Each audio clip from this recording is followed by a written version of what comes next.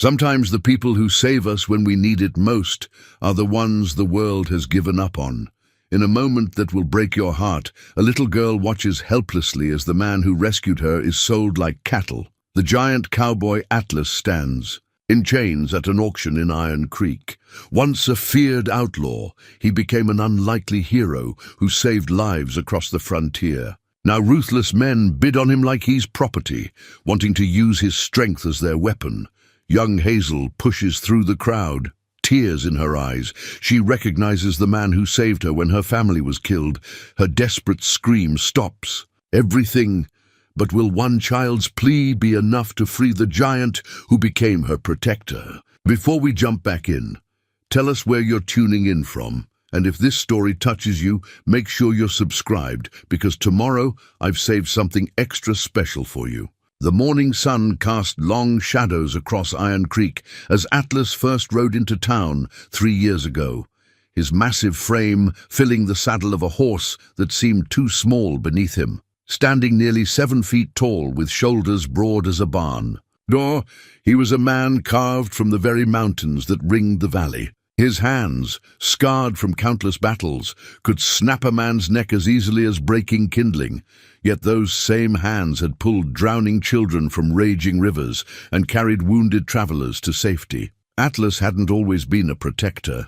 In his younger days, he'd ridden with the worst kind of men, killers who took what they wanted and left only graves behind. But something had changed him on a dusty road outside Tombstone, when he'd watched a family burn while his gang rode, away counting their stolen silver. That night, he'd buried his outlaw past along with his conscience and began the hard work of earning redemption one life at a time. The people of Iron Creek first knew him as a shadow on the horizon, appearing when trouble found their remote settlement. He never stayed long, never asked for payment, never even gave his real name. They called him Atlas because he seemed to carry the weight of their world on his shoulders, shouldering burdens that would crush lesser men. Hazel Montgomery had been 7 years old when death came for her family. She remembered her father's calloused hands teaching her to whittle, her mother's gentle voice singing lullabies, her older brother's protective arm around her shoulders during thunderstorms. They'd been traveling to California in their covered wagon, carrying everything they owned and dreams of fertile land where her father could farm without fighting drought and locusts. The attack came at dawn. 6 men with bandanas covering their faces and murder in their eyes surrounded their camp like wolves circling prey. Hazel's father had reached for his rifle, but he was a farmer, not a gunfighter.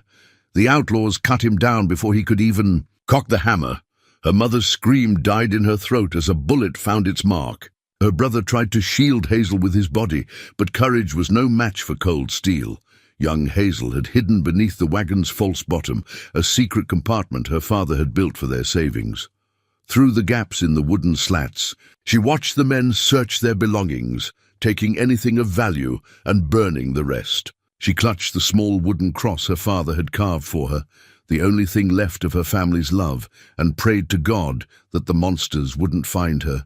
They would have, eventually. One of the killers had started poking around the wagon, bed with his knife, following the sound of her terrified breathing. That's when Atlas appeared like an avenging angel, his Colt 45 speaking justice in a language the outlaws understood. He moved through them like a force of nature, faster than a man his size had any right to be. By the time the gun smoke cleared, 6 graves needed digging and 1 little girl needed saving.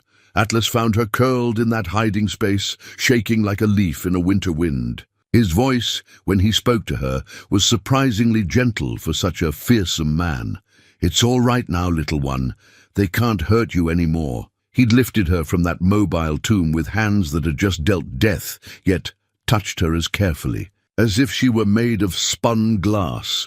He'd buried her family with his own hands, marking each grave with stones arranged in the shape of a cross. Then he'd taken her to Iron Creek, the closest settlement, and placed her in the care of her Aunt Martha, her mother's sister, who ran the town's small general store. But before he left, he'd knelt down to her level and made a promise that would echo in her heart for years to come. If you're ever in trouble, really in trouble, you call for Atlas. I'll come. Iron Creek was the kind of town that attracted broken people looking for somewhere to disappear, nestled in a valley where three mountain passes converged. It served as a way station for travelers, traders, and those running from their past. The main street was little more than packed dirt, lined with wooden buildings that had seen better days. The saloon stayed busy, the church stayed mostly empty, and the sheriff's office had been without a sheriff for more than 2 years. That absence of law had drawn the attention of Vance Murdoch and his Crimson Brotherhood. They'd arrived 6 months ago, like a plague of locusts, setting up operations and turning the town into their personal kingdom. Murdoch was a man who understood that fear was more valuable than gold, and he'd spent considerable effort making sure everyone in Iron Creek understood who held their lives in his hands. The Brotherhood specialized in human trafficking, selling people like livestock to mines, plantations, and worse places across the border. They had a particular talent for breaking strong men, turning proud fighters into hollow-eyed slaves who'd given up hope of ever seeing freedom again.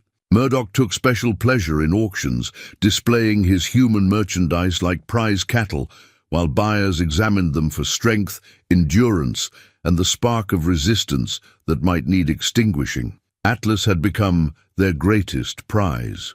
3 weeks ago, not through any failure of his legendary skills, but through the one weakness that had always defined him, his need to protect the innocent.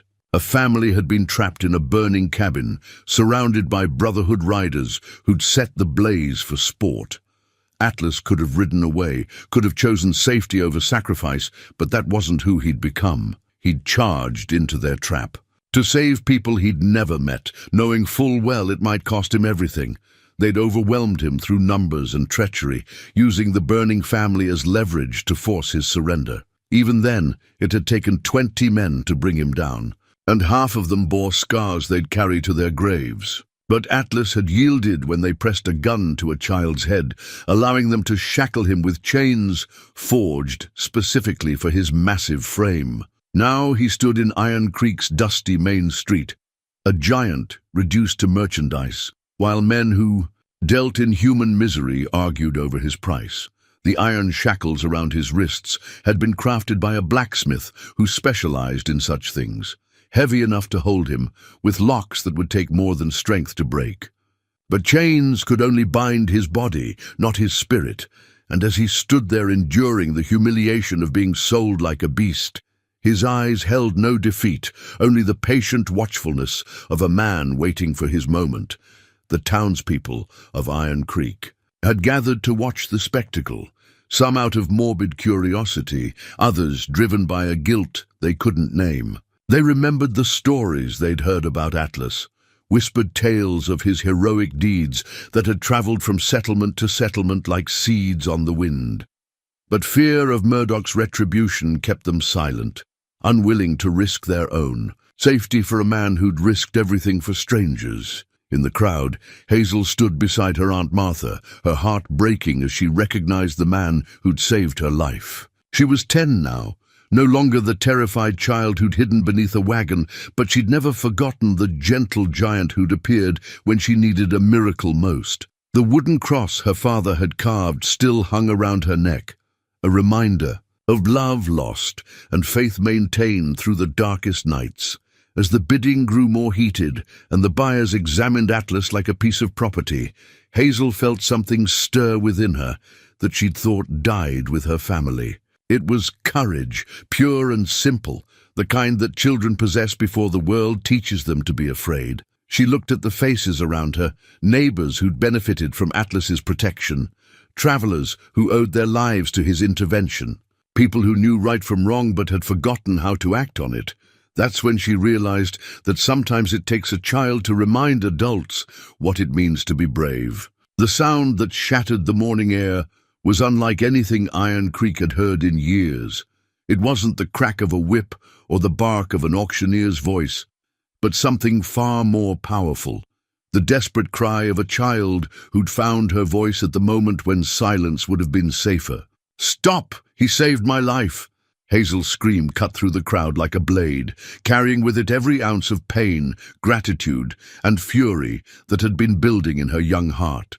The words hung in the dusty air as heads turned and conversations. It died, leaving only the sound of her ragged breathing and the creak of Atlas's chains as he raised his head to look at her. The effect was immediate and electric. Murdoch's hand froze halfway to his pocket watch.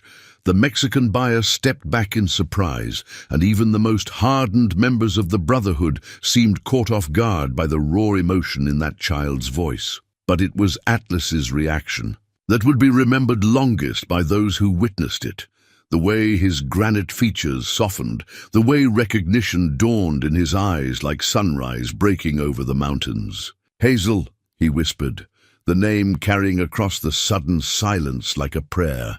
She pushed through the crowd with the determination of someone who'd already lost everything that mattered and had nothing left to fear. Her Aunt Martha reached for her, hissing warnings about staying quiet and safe, but Hazel shrugged off the restraining hand with surprising strength. The wooden cross bounced against her chest as she moved, catching the morning light like a beacon of defiance. "He saved me when my family was murdered," she announced to the crowd, her voice growing stronger with each word. "When my mama and papa and brother were killed by outlaws, he came like an angel and made those bad men pay.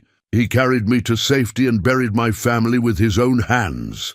The crowd began to murmur, a low rumble of voices as people processed what the child was saying. Many had heard stories about Atlas's heroic deeds, but hearing it from someone he'd actually saved gave the tales a weight they'd never carried before. This wasn't legend or tall tale. This was testimony from a witness, delivered with the unshakable honesty that only children possess. Murdoch's face darkened like a storm cloud gathering on the horizon. He'd worked too hard to control this town, invested too much time and violence in establishing his authority, to have it undermined by a 10-year-old girl with more courage than sense. His hand moved to the Colt at his hip, a gesture meant to remind everyone present who held the power in Iron Creek. "Someone needs to teach this child when to keep her mouth shut," he said, his voice carrying the kind of menace that had silenced stronger people than Hazel Montgomery. That's when Atlas did something that would be talked about for generations to come. The chains binding his wrists were forged iron, each link as thick as a man's thumb, secured with locks that had been tested against bulls and bears. They were designed to hold the strongest man alive, and they'd been doing their job perfectly for 3 weeks. But as Murdoch reached for his gun and turned toward Hazel, something fundamental shifted in Atlas's massive frame. The sound was like a tree cracking in a windstorm, metal under stress, iron pushed beyond its limits. Atlas's shoulders bunched with muscle that belonged more to legend than reality, and the chain connecting his wrists began to groan in protest. Blood ran down his hands as the shackles bit into his skin, but he didn't seem to notice. His entire being was focused on one simple truth. Someone was threatening the child he'd sworn to protect. "You won't touch her," he said, and though he spoke quietly, his voice carried to every corner of the street. The chain snapped. Not broke. Snapped, like a wishbone at Thanksgiving dinner. The sound was sharp and final, punctuated by the clatter of iron links hitting the ground. Atlas's hands were free, though the heavy shackles still circled his wrists like brutal bracelets. Blood dripped from his torn skin, but he stood straighter than he had in weeks, no longer a man for sale, but a force of nature preparing to protect what mattered. The crowd gasped and stepped back, creating a circle around the giant who'd just done the impossible. Even the Mexican buyers, men who'd seen their share of violence and desperation, stared in amazement at what they'd witnessed. But Murdoch's reaction was pure rage. The fury of a man who'd built his reputation on being the most dangerous person in any room, only to be overshadowed by a chained prisoner. "Kill him!" Murdoch roared to his men. But even as he gave the order, he was backing away from Atlas like a man retreating from a forest fire. The Brotherhood members reached for their guns, but they moved like men underwater, their confidence shaken by what they'd just witnessed. Atlas had broken iron with his bare hands. What chance did flesh and bone have against that kind of strength? Still, they were killers who'd survived by following orders without question, and they began to draw their weapons with the mechanical precision of men who'd done this dance many times before. That's when Hazel did something that surprised everyone, including herself. Instead of running or cowering, she stepped closer to Atlas, placing herself between the giant and the guns being aimed at him. Her small frame was dwarfed by his massive presence, but she stood there with the kind of courage that had nothing to do with size and everything to do with spirit. "You want to hurt him, you'll have to go through me," she declared, her voice ringing across the street like a church bell calling the faithful to service. The gesture was so unexpected, so completely at odds with what anyone would have predicted, that it stopped the Brotherhood's draw in mid-motion. These were men who'd killed without hesitation, who'd burned families out of their homes and sold children into slavery. But something about the sight of a 10-year-old girl defending a giant with nothing but courage gave them pause. Doc Henley was the first to find his voice. The town's physician was a man who'd seen too much suffering to remain silent when he witnessed something pure and right. "She's just a child," he said, stepping forward from the crowd. "What kind of men draw guns on a little girl?" "The kind who run this town," Murdoch snarled, but there was something different in his voice now, a note of uncertainty that hadn't been there before. More voices joined Doc Henley's. Mrs. Patterson, who ran the boarding house, spoke up about the time Atlas had saved her nephew from drowning. Old Tom Crawford, the blacksmith, mentioned how the giant had stopped rustlers from stealing his horses. One by one, people who'd been silent began to remember their spines, finding courage in the example set by a child who refused to abandon the man who'd saved her. Atlas watched this unfold with something approaching wonder. He'd spent years carrying the weight of his past alone, believing that redemption was a solitary journey that required nothing from others but the chance to prove himself worthy. But as he stood there bleeding in the Iron Creek dust, with a little girl defending him and a town finding its voice, he began to understand that some things couldn't be done alone. Murdoch sensed the shift in the crowd's mood like a predator, scenting weakness. His authority was built on fear, and fear was a fragile foundation when people remembered they outnumbered their oppressors. He needed to regain control quickly before this spark of defiance became a wildfire that consumed everything he'd built. "Enough!" he roared, drawing his gun in one smooth motion and pointing it directly at Hazel's head. "The girl dies first, then the giant, then anyone else who thinks they can challenge the Crimson Brotherhood." The crowd fell silent again. The weight of that gun barrel focused on a child's forehead, bringing reality crashing back down on them. This wasn't a story or a legend. This was Iron Creek, where Murdoch's word was law and his gun was judge, jury, and executioner. But Atlas had been waiting for exactly this moment, when Murdoch's attention was focused entirely on making his point.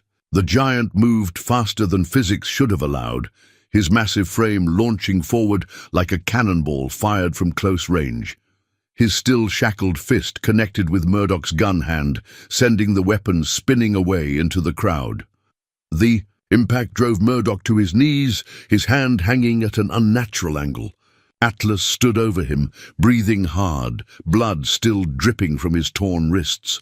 The silver star badge hidden in his vest pocket seemed to burn against his chest, a reminder of who he'd been before he became who he was. "The child is under my protection," Atlas said, his voice carrying the authority of a man who'd worn a badge and sworn an oath. "Anyone who threatens her answers to me." The crowd held its breath, waiting to see what would happen next. The Brotherhood still had their guns. Murdoch was down, but not defeated, and Atlas was one man against many. But something had changed in that dusty street, something that couldn't be measured in numbers or firepower. For the first time in months, the people of Iron Creek had seen someone stand up to their oppressors and live to tell about it. and in the heart of a 10-year-old girl who'd lost everything and found something worth fighting for, a flame of hope began to burn brighter than it had since the night her family died. The aftermath of Atlas breaking his chains brought swift and brutal retribution. Within minutes, a dozen Brotherhood members surrounded the giant, clubs and rifle butts raining down on him from all sides. They were careful not to damage him permanently. He was still valuable merchandise, but they made sure he understood the price of defiance. Atlas endured the beating with the stoic silence of a man who'd suffered worse, but his eyes never left Hazel as the Brotherhood dragged him toward the makeshift prison they'd constructed behind the saloon. The branding iron they brought out was still hot from the morning fire, its cruel metal glowing orange with the Brotherhood's mark, a crimson skull surrounded by thorns. The smell of burning flesh filled the air as they pressed it against Atlas's shoulder, claiming him as their property in the most permanent way they knew. Through it all, he didn't make a sound. But Hazel's cry of anguish echoed through the street like a wounded animal, and that sound would haunt the dreams of everyone who heard it. "Let that be a lesson to anyone else who thinks they can challenge us," Murdoch declared, cradling his broken hand against his chest. His voice was steady, but those who looked closely could see the fear in his eyes, the fear of a man who'd just discovered that his most valuable prisoner was far more dangerous than he'd imagined. Doc Henley pushed through the crowd, his medical bag in hand. "That man needs tending," he said, gesturing toward Atlas as the Brotherhood members finished chaining him to a thick wooden post. "Infection will kill him before you can sell him. And then what's your profit?" It was a clever argument, appealing to Murdoch's greed rather than his humanity. The gang leader studied the doctor with suspicious eyes, looking for any sign of deception or hidden agenda.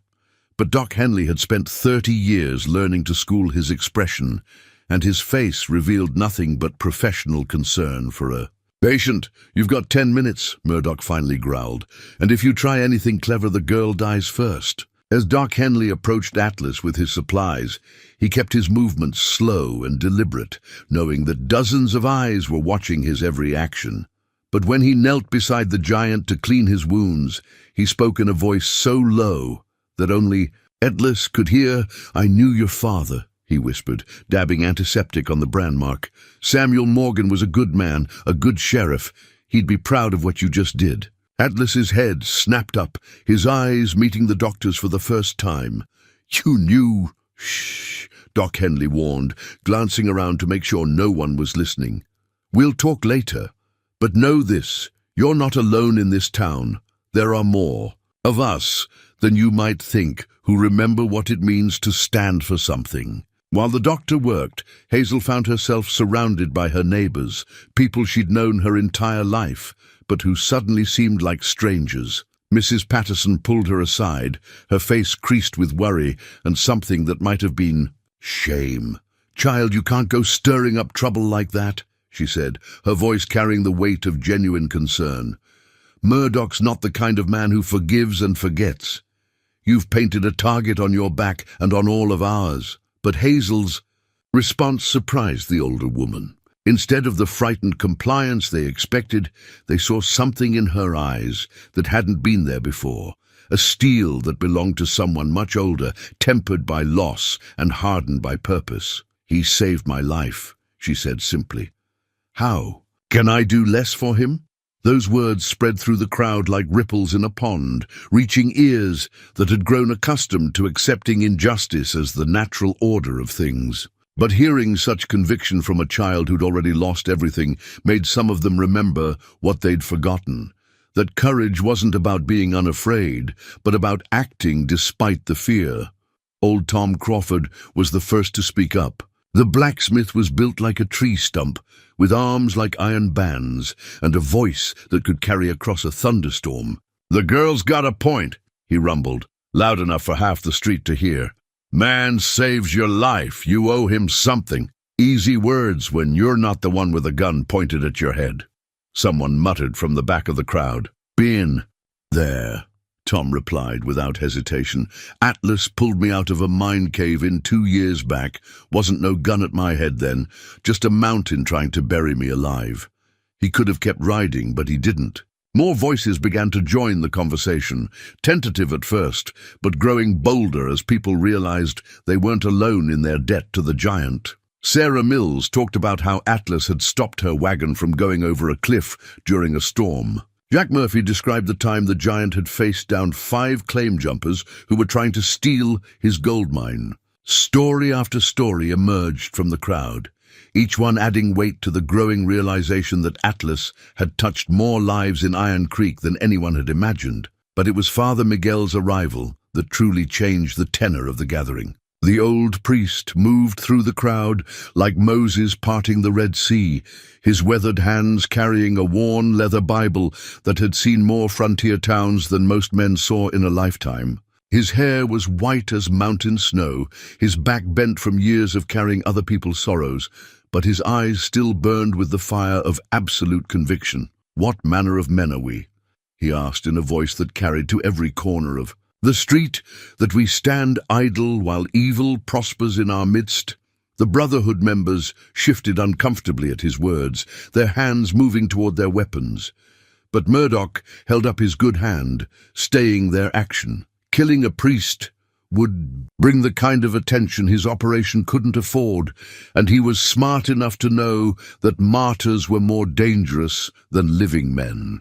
"Preacher," he said with mock politeness, "this ain't no church business. This is commerce, pure and simple."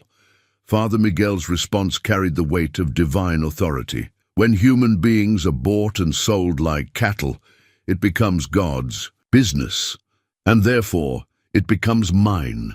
The confrontation between the priest and the gang leader crackled with tension, 2 different kinds of power facing off in the dusty street. On one side stood Murdoch, backed by guns and violence and the fear he'd spent months cultivating. On the other stood Father Miguel, armed with nothing but faith and the moral authority that came from a life spent serving others. It was Atlas who broke the standoff, his voice carrying across the distance despite his weakened condition. "Father," he called, "would you hear my confession?"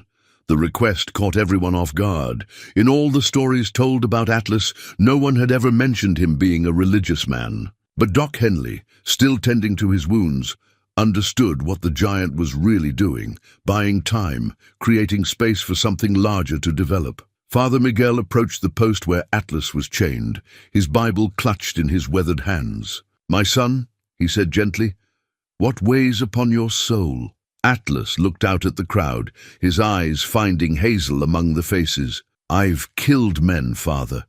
More than I can count. Some deserved it, some didn't.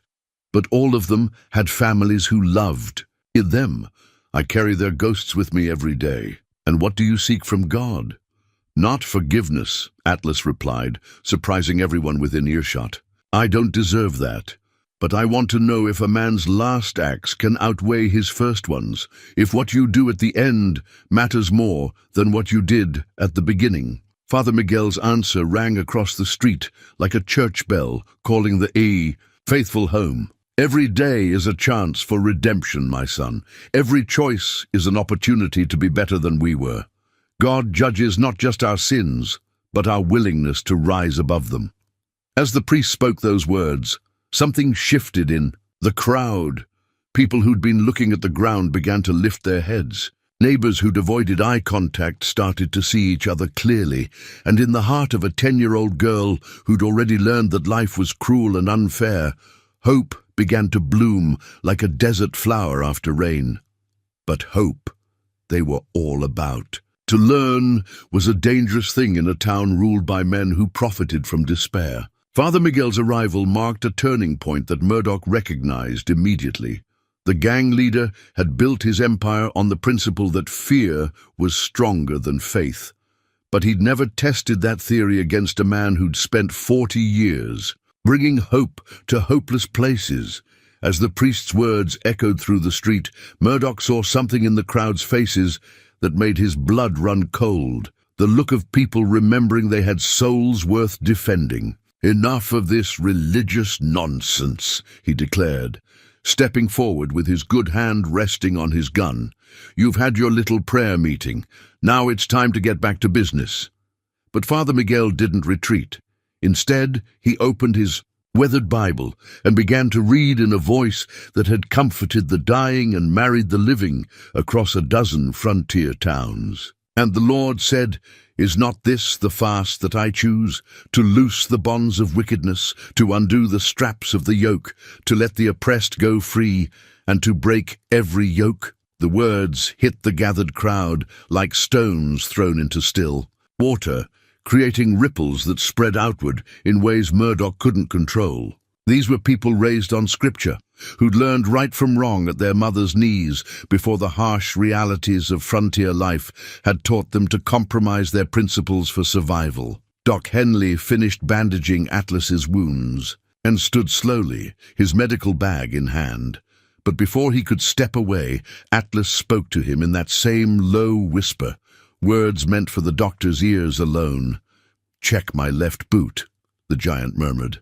"There's something there you need to see." The doctor frowned, glancing around to make sure no one was watching, then knelt again, as if to examine Atlas's leg for additional injuries. His fingers found the hidden compartment in the boot's heel, and what he pulled out made his breath catch. In his throat, it was a badge, tarnished with age and wear, but unmistakably the 5-pointed star of a county sheriff. "Samuel Morgan's boy," Doc Henley whispered, understanding flooding through him. "Your little Johnny Morgan, all grown up."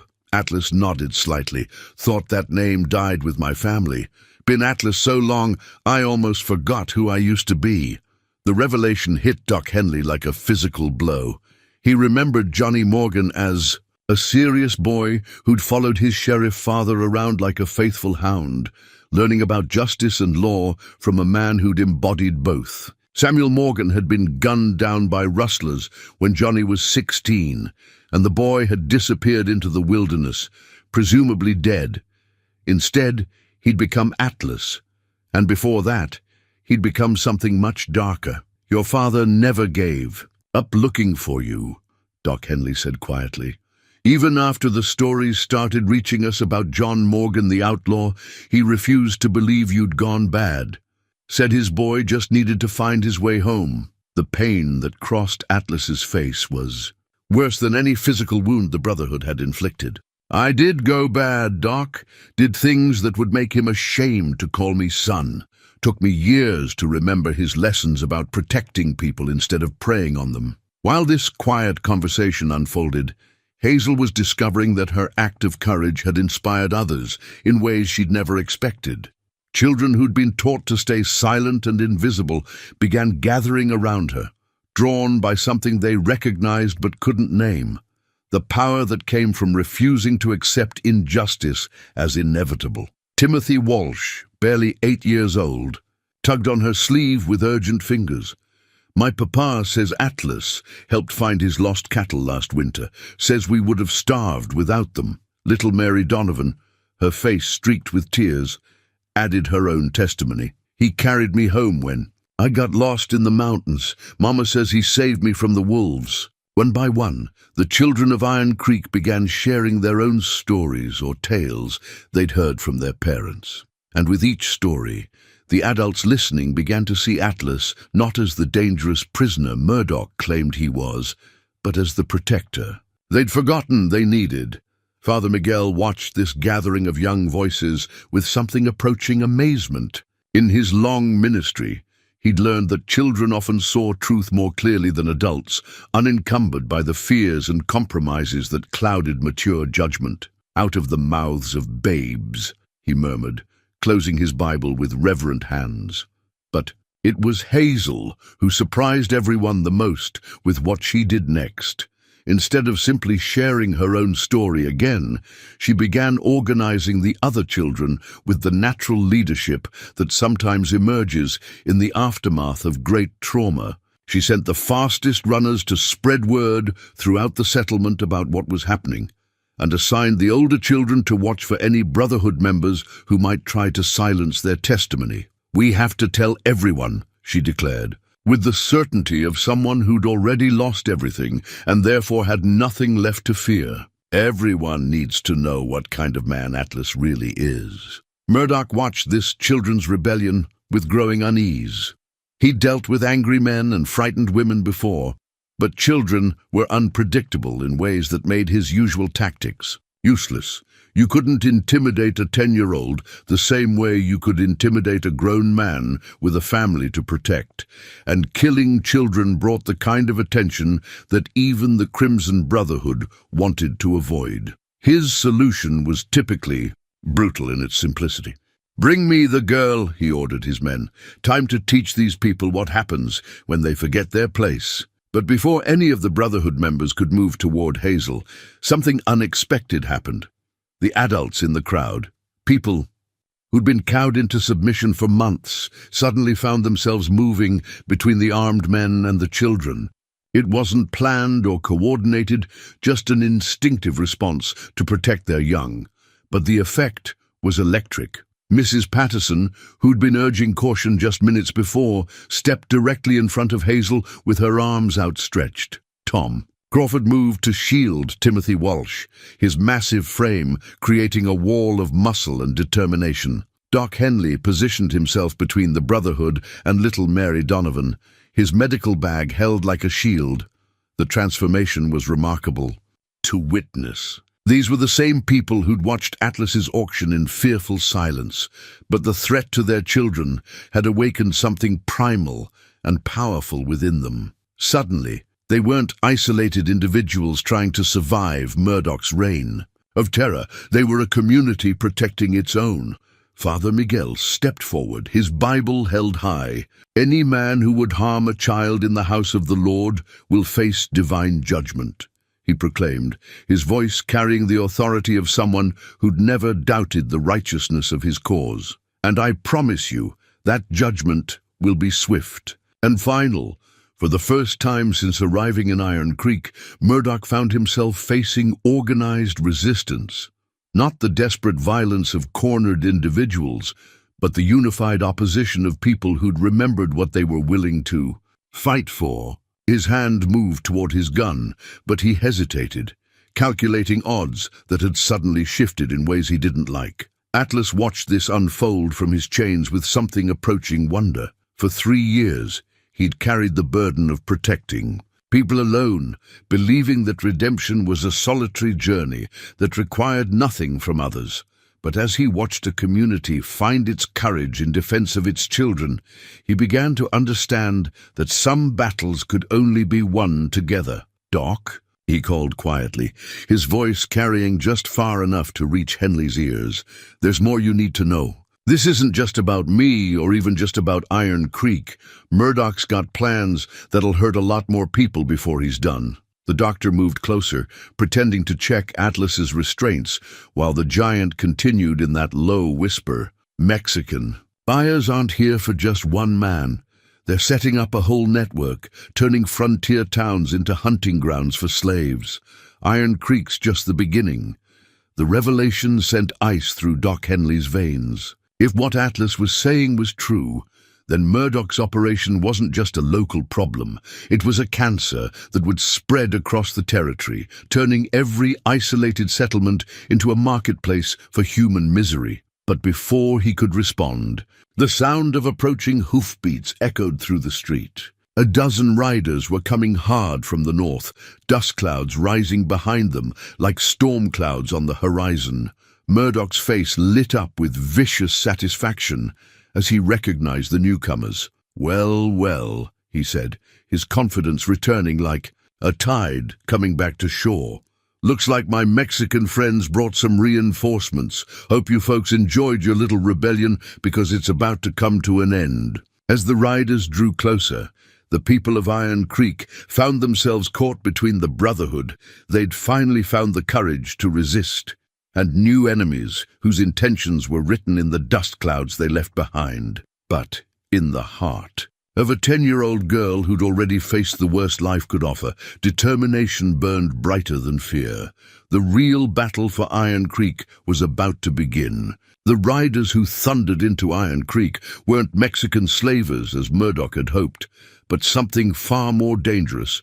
Reinforcements from other Brotherhood cells, men whose reputations for cruelty had spread across 3 territories. At their head rode Cutter Rawlins, Murdoch's lieutenant and the kind of man who smiled while he worked his knife. Behind him came a dozen killers who'd left their conscience in whatever grave they'd crawled out of, but among the dust and violence. Riding toward them, the townspeople spotted something else, something that made their newly found courage flicker like candles in a strong wind. Trailing the Brotherhood riders by perhaps a mile came another group, and these bore the unmistakable look of law enforcement.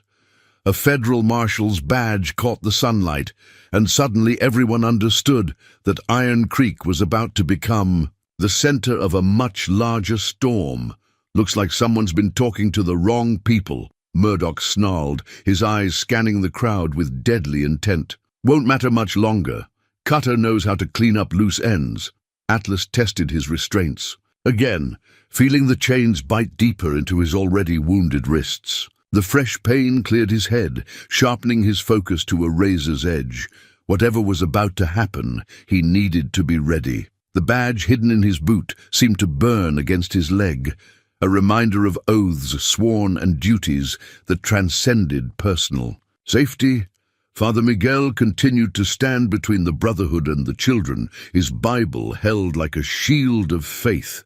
But he was a man of God, not a gunfighter, and everyone present knew that Scripture wouldn't stop bullets. Still, he didn't move, didn't flinch, didn't show even a flicker of the fear that must have been gnawing at his heart. "Doc," Atlas called quietly, his voice barely carrying over the sound of approaching hoofbeats. "In the church. Is there a bell? A tower?" "Yes," Henley replied, confused by the question. "But it hasn't been rung in 2 years. Rope's been cut." "The rope can be fixed," Atlas said with conviction that seemed to come from somewhere deeper than hope. "When the time comes, you'll know. Ring that bell loud enough to wake the dead." Before Doc Henley could ask what he meant, Cutter Rawlins and his riders swept into the main street like a plague of locusts. The lieutenant was a lean man with dead eyes and hands that moved over his weapons with the familiarity of long practice. His horse danced sideways as he surveyed the scene, taking in the crowd of townspeople, the chained giant, and the unmistakable tension crackling in the air. "Well, well," he drawled, his voice carrying the kind of lazy menace that spoke of violence. "Held barely in check. Looks like you've been having yourself a regular town meeting, Murdoch. Hope I didn't miss anything important." Murdoch's relief at seeing reinforcements was palpable, but there was something else in his expression, a nervousness that suggested Cutter's arrival might not be entirely welcome. "Just some local agitation," he replied, trying to project confidence. He didn't feel. "Nothing we can't handle." Cutter's laugh was like glass breaking. "Local agitation. From the look of things, I'd say you've got yourself a full-scale rebellion brewing. What's this I hear about federal marshals sniffing around?"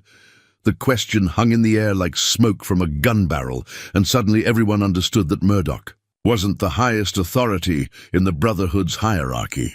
Cutter Rawlins had come to Iron Creek for a reason, and that reason wasn't to help with crowd control. Atlas listened to this exchange with the trained ear of someone who'd once worn a badge himself. The dynamics between Murdoch and Cutter suggested fractures in the Brotherhood's leadership, weaknesses that might be exploited if he could find a way to break free of his chains. But first, he needed to understand what had brought federal law enforcement to this remote valley. The answer came from an unexpected source. Among Cutter's riders, barely visible behind the dust and horses, rode a figure that made Doc Henley's blood run cold.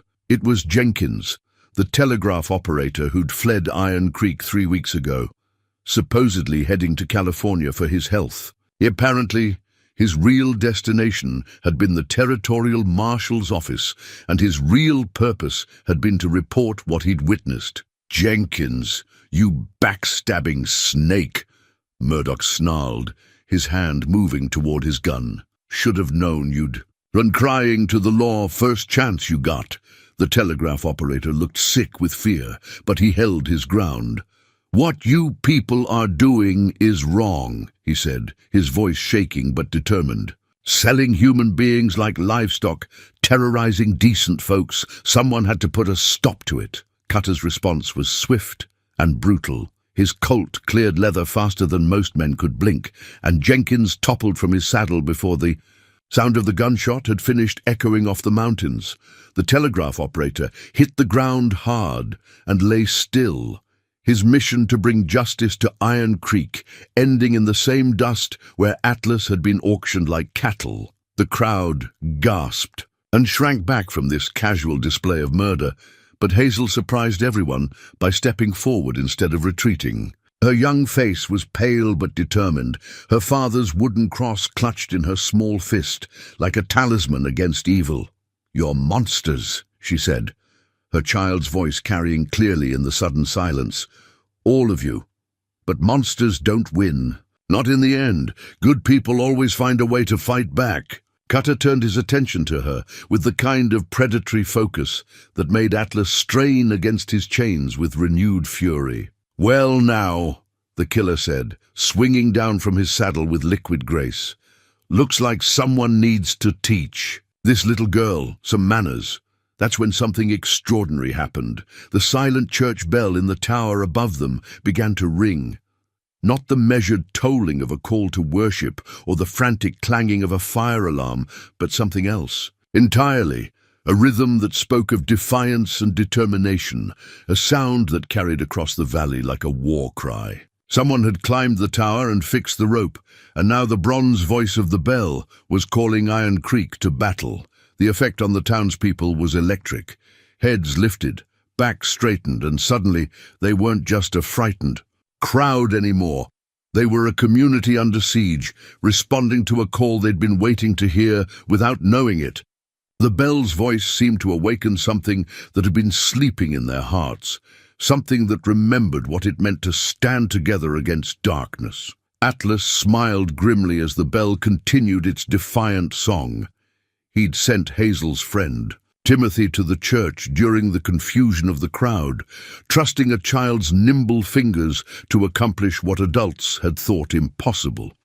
The boy had succeeded beyond Atlas's wildest hopes, and now Iron Creek had its battle cry. But the Brotherhood wasn't about to let symbolism defeat superior firepower. Cutter drew his gun again, this time aiming it directly at Father Miguel's head.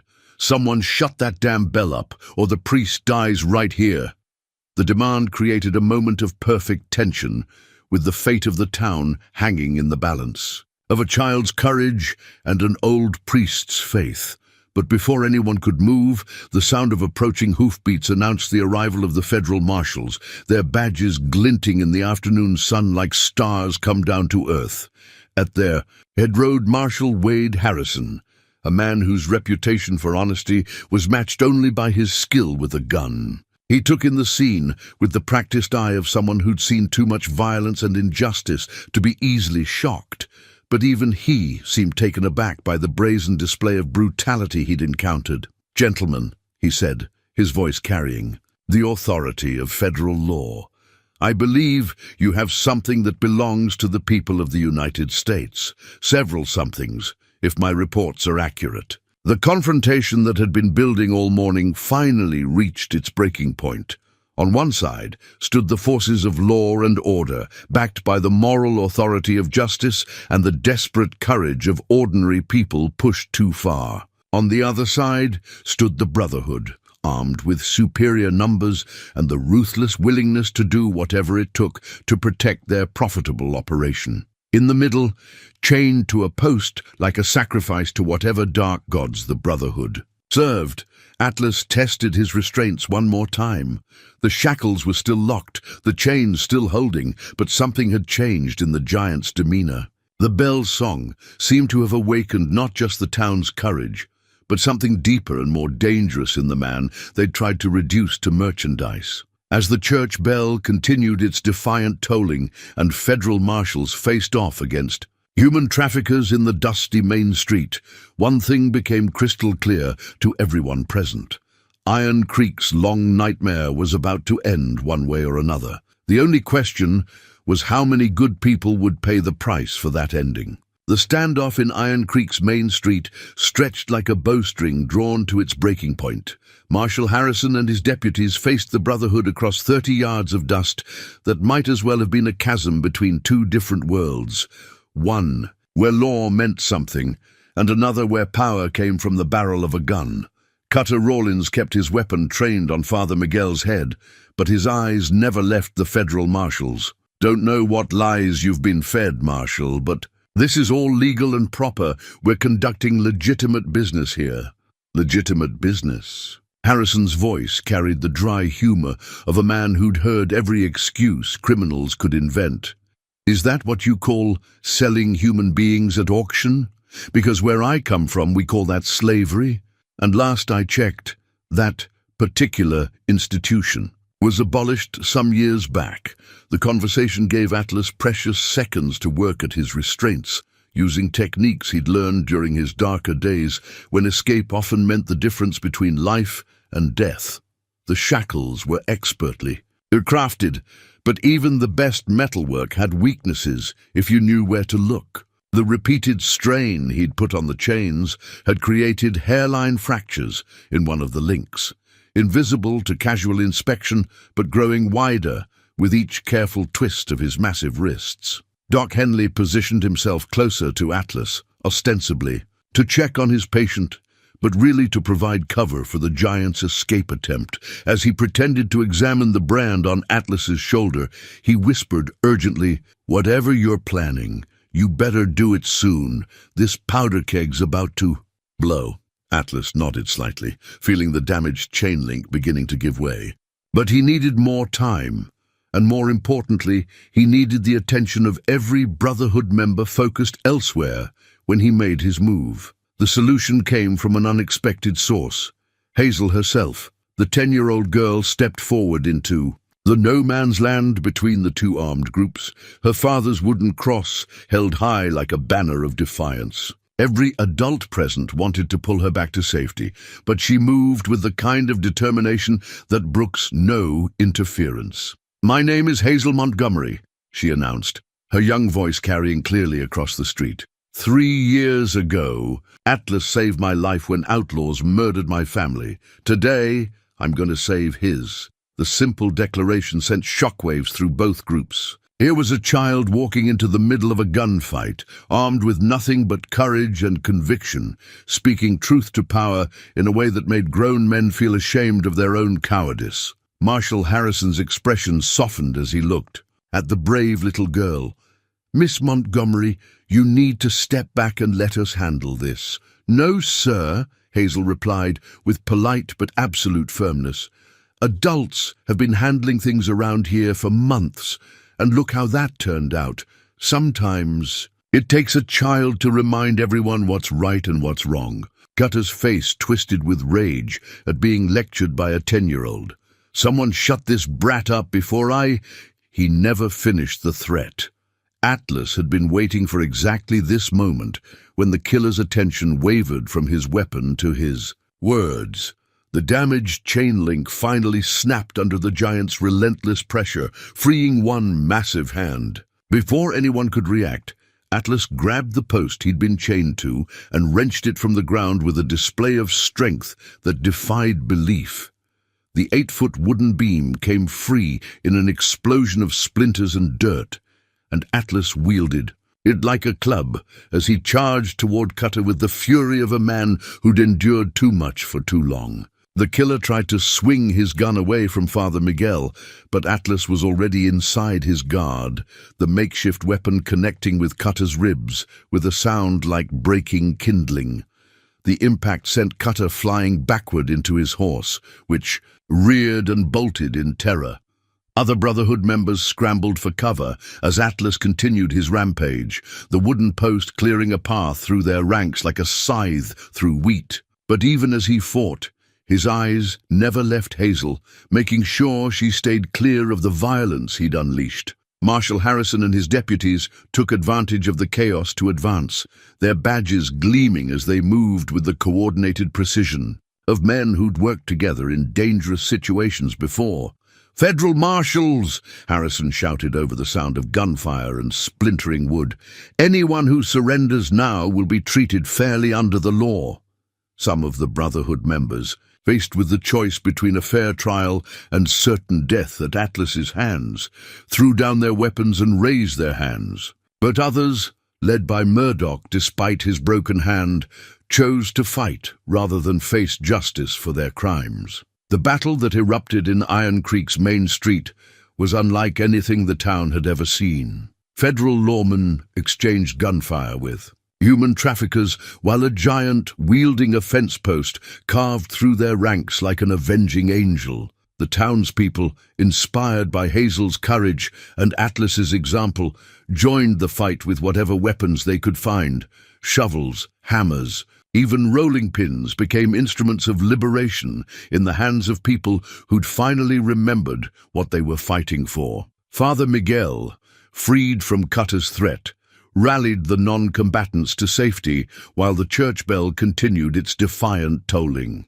Doc Henley moved through the chaos, tending to the wounded, making no distinction between friend and foe, as he worked to save lives regardless of which side they'd chosen. But it was Hazel who provided the battle's turning point. As Atlas engaged, Murdoch in single combat, their struggle carrying them dangerously close to the crowd of civilians, she noticed something that no one else had seen: the gleam of metal in Murdoch's boot. The gang leader had a hideout gun, a small but deadly insurance policy that he was reaching for while Atlas was distracted by their fight. Without hesitation, Hazel picked up a rock from the street and hurled it with all the strength her small arm could muster.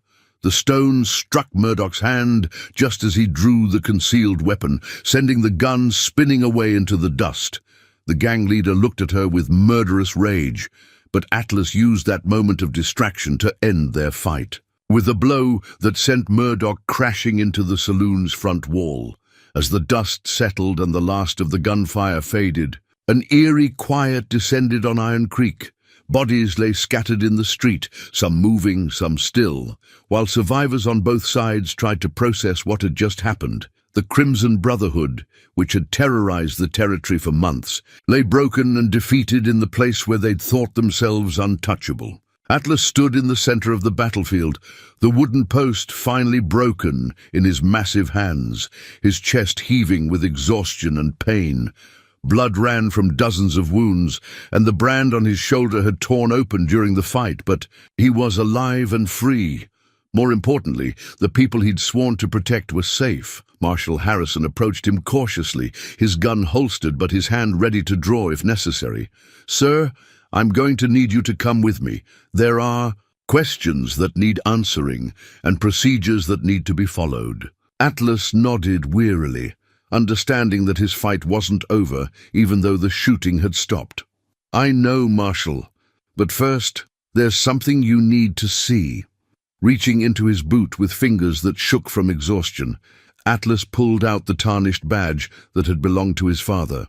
He held it out for Harrison to examine, the silver star catching the afternoon light like a fallen piece of heaven. "Sheriff Samuel Morgan, Copper Canyon County," Harrison read aloud, his eyebrows rising in recognition. "Heard he had a son who went missing after he was killed. You'd be Johnny Morgan then." "Was," Atlas replied quietly. "Been Atlas for so long I almost forgot. But maybe it's time Johnny Morgan came home." The revelation sent ripples through the crowd of townspeople. Many had heard stories about Samuel Morgan's legendary integrity, his refusal to be bought or intimidated even when it cost him his life. To learn that his son had not only survived but grown into the protector they'd known as Atlas seemed to close a circle that had been broken for too many years. Hazel approached slowly, her wooden cross still clutched in her small hand. The battle had left her shaken but not broken, and there was something in her eyes that spoke of wisdom gained at too young an age. "Does this mean you're going away?" she asked, her voice small but steady. Atlas knelt down to her level, ignoring the pain that shot through his wounded body. His massive hand, still stained with blood from the fight, gently touched the cross that hung around her neck, a reminder of the family she'd lost and the faith that had sustained her through the darkest times. "That depends on whether Iron Creek—" "Once a sheriff," he said, his voice carrying a hint of hope he hadn't allowed himself to feel in years. "Whether they'd trust a man with my past to protect their future." The answer came not from Hazel, but from the crowd of people who'd found their courage, because a 10-year-old girl had shown them what bravery looked like. Voices rose from every corner of the street, men and women, young and old, all speaking the same truth that had been waiting to be acknowledged. "We need you here," Father Miguel said, stepping forward with his Bible still in hand. "Iron Creek needs someone who understands that true strength comes from protecting others, not preying on them." Doc Henley nodded his agreement as he bandaged. "A wounded deputy. Your father would be proud, Johnny. You've become the man he always believed you could be." But it was the arrival of someone unexpected that truly sealed Atlas's fate. From the crowd emerged a figure many thought they'd never see again, Deputy Frank Sullivan, Atlas's father's old partner, now aged and weathered but still carrying himself with the dignity of a man who'd never compromised his principles. "Johnny Morgan," he said, his voice thick with emotion. "Been looking for you for 15 years, boy. Your daddy made me promise to find you and bring you home, and I'm a man who keeps his word." The reunion between the two men was witnessed by the entire town, a moment of healing that seemed to wash away years of pain and regret. When they separated, Deputy Sullivan was holding something that made Atlas's breath catch in his throat. His father's wedding ring, worn smooth by years of faithful wear. "He wanted you to have this," Sullivan said, pressing the simple band into Atlas's palm. "Said it belonged to the woman he loved, and someday it would belong to the family you'd build." Atlas looked down at the ring, then at the faces surrounding him, people who'd become more than neighbors, more than the strangers he'd protected from a distance. They'd become something he'd thought lost forever. They'd become home. Marshal. Harrison cleared his throat, bringing official reality back to the moment. "Well, Sheriff Morgan," he said, emphasizing the title with deliberate respect, "seems like Iron Creek's found itself some law enforcement. I'll be filing my report with the territorial governor, recommending that this town be granted its own judicial district." As the marshal and his deputies prepared to leave with their prisoners, carrying the surviving members of the Brotherhood to face federal justice, the church bell fell silent for the first time since the battle began. But the quiet that descended on Iron Creek wasn't the oppressive silence of fear. It was the peaceful calm that comes when people finally feel safe in their own homes. Atlas stood in the middle of the street, where he'd been auctioned like cattle. Just hours before, now wearing his father's badge and his father's ring, surrounded by people who'd chosen to trust him with their lives and their future. The wooden cross around Hazel's neck caught the setting sun, and for the first time since, her family died. She smiled without sadness, shadowing her joy. The transformation was complete, but the real work was just beginning. 3 days after the battle that freed Iron Creek, as the town was still burying its dead and tending its wounded, Atlas made a discovery that changed everything they thought they knew about the Crimson Brotherhood's operation. Hidden beneath the church altar, concealed behind stones that looked like part of the original foundation, lay a cache of weapons and supplies that took his breath away. The arsenal was enormous, enough rifles, ammunition, and explosives to arm a small army. But it wasn't the quantity that shocked Atlas most. It was the quality and the markings. These weren't the crude weapons typically favored by outlaws and bandits. These were military-grade firearms, some still bearing federal armory stamps, along with enough dynamite to level half the town.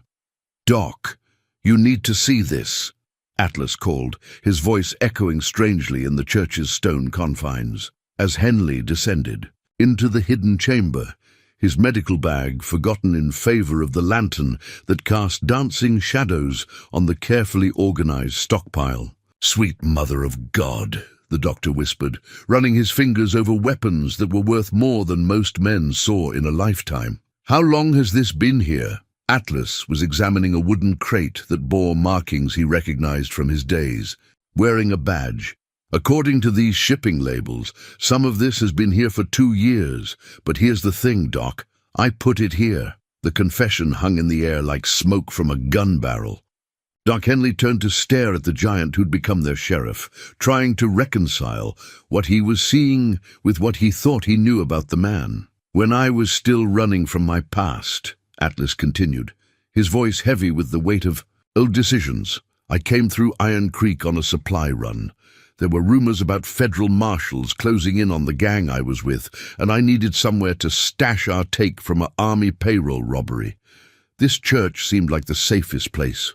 Holy ground, sanctuary, somewhere lawmen might not think to look. The revelation reframed everything that had happened over the past few days.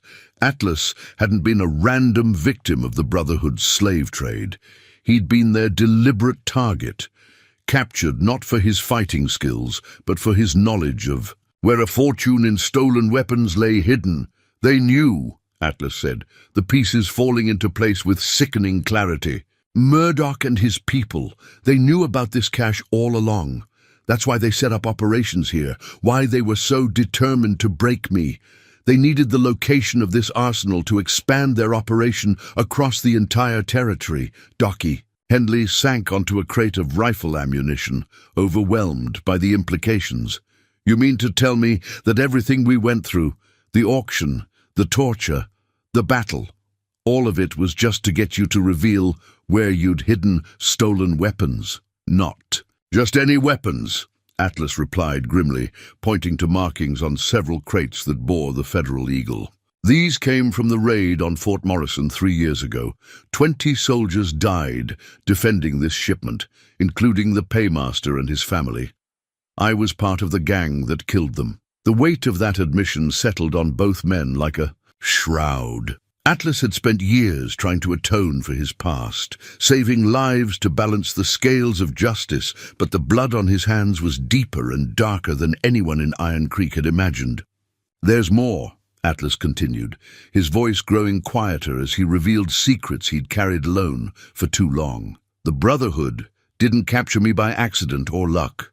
They had inside information about my movements, about the burning cabin, that drew me into their trap. Someone told them exactly where I'd be and when. Doc Henley looked up sharply. Someone in Iron Creek? Has to be. The timing was too perfect, the trap too well planned. Murdoch knew things about me that he shouldn't have known, including my real name and the fact that I'd hidden something valuable in this town. The implications were staggering. If Atlas was right, then someone they trusted, someone who'd fought alongside them, or at least watched the battle unfold, was a Brotherhood informant. The victory they'd celebrated 3 days ago was built on betrayal, and the danger to Iron Creek was far from over. But even as they grappled with these revelations, footsteps echoed from the church above. Father Miguel's voice called down to them, carrying an urgency that made both men reach for their weapons. Sheriff Morgan, you need to come up here. We've got visitors. Atlas and Doc Henley climbed out of the hidden chamber to find the church filled with armed men. Not Brotherhood members, but federal agents bearing credentials that identified them as part of a special task force investigating military weapons. Theft. At their head stood Agent Carter, a man whose cold eyes and official bearing suggested he'd come to Iron Creek with a very specific agenda. Sheriff Morgan, Agent Carter said, the title carrying no warmth or respect. Or should I say, John Morgan, former member of the Hellfire Gang, wanted in connection with the robbery and massacre at Fort Morrison. The words hit the assembled townspeople like physical blows. Many had gathered in the church to attend an impromptu service of thanksgiving for their liberation, but now they found themselves witnessing what appeared to be the arrest of the man who'd saved them. Hazel stepped forward from the crowd, her wooden cross gleaming in the lamplight. He's not that man anymore, she said with the fierce certainty that only children possess. He saved us all. He saved me. Agent Carter's expression didn't soften. Miss, What he's done recently doesn't erase what he did in the past. 23 men, women and children died at Fort Morrison, including the fort commander's pregnant wife. John Morgan was there, and we have witness testimony placing him at the scene. The church fell deadly silent as people processed what they were hearing. Their sheriff, the man they'd trusted with their lives and their future, was wanted for mass murder. The hero who'd broken his chains to protect them was also the killer who'd participated in one of the territory's most notorious massacres. Atlas made no attempt to deny the charges or flee from the agents who'd come for him. Instead, he slowly removed his father's badge and held it out to Hazel, the gesture carrying more weight than any words could convey. "I won't run from what I've done," he said, his voice carrying clearly through the church. "But I need you all to know something important before they take me away." Agent Carter gestured for his men to hold their positions, curious despite himself about what the wanted man had to say. "The weapons cache under this church contains enough firepower to arm every outlaw gang in 3 territories," Atlas continued. "Murdoch and the Brotherhood were just the beginning. There are others coming, more dangerous than anything you've faced. The informant who betrayed me to the Brotherhood is still out there, still reporting to someone higher up the chain." He looked directly at Agent Carter as he delivered his final revelation. "And unless I miss my guess, Agent, you already knew about that cache. The question is, are you here to arrest me for my crimes, or to claim those weapons for whoever's really pulling the strings?" The accusation hung in the air like a lit fuse approaching powder. Agent Carter's hand moved toward his weapon, but he hesitated, his eyes flicking toward the hidden entrance to the weapons chamber. In that moment of hesitation, everyone present saw the truth written on his face. "You're not federal agents," Atlas said with grim certainty. "You're the Brotherhood's real bosses, the ones Murdoch and Cutter answered to. And you made a mistake, coming here before you knew for certain where the weapons were hidden. The revelation transformed the church from a place of sanctuary into a battlefield. The fake federal agents reached for their guns, but they'd underestimated the people of Iron Creek. These weren't the same frightened civilians who'd watched Atlas's auction in terrified silence. These were men and women who'd tasted freedom and weren't about to give it up without a fight. Father Miguel dove behind the altar as gunfire erupted, his Bible clutched to his chest like armor against evil. Doc Henley pulled Hazel to safety behind a pew, while reaching for the medical supplies he'd need once the shooting stopped. And Atlas, despite being unarmed and outnumbered, smiled grimly as he prepared to face the real enemy at last. The battle for Iron Creek wasn't over. It was just beginning. The gunfight in the church lasted only minutes, but those minutes revealed the true character of Iron Creek's people. When the smoke cleared, 3 of the fake federal agents lay dead among the pews, while the rest had fled into the night like shadows retreating from light. Agent Carter himself had escaped, but not before Atlas had put a bullet through his shoulder, a reminder that some debts could only be paid in blood. The townspeople emerged from cover slowly, checking themselves and their neighbors for wounds. Miraculously, only 2 had been injured. Tom Crawford with a bullet graze on his arm, and Mrs. Patterson with splinters in her cheek from a shot that had splintered the pew beside her. Doc Henley moved between them with practiced efficiency, his medical training taking precedence over the adrenaline still coursing through his veins. But it was Hazel who voiced what everyone was thinking. "They'll be back," she said, her young voice carrying the weight of hard-won wisdom. "Bad men like that don't give up easy, especially when there's something valuable they want." Atlas nodded grimly as he reloaded his recovered Colt. The weapons, cached beneath the church, was worth a fortune to the right buyers. But more than that, it represented power. The kind of power that criminal organizations would kill entire towns to possess. Carter and his surviving men wouldn't simply disappear into the night.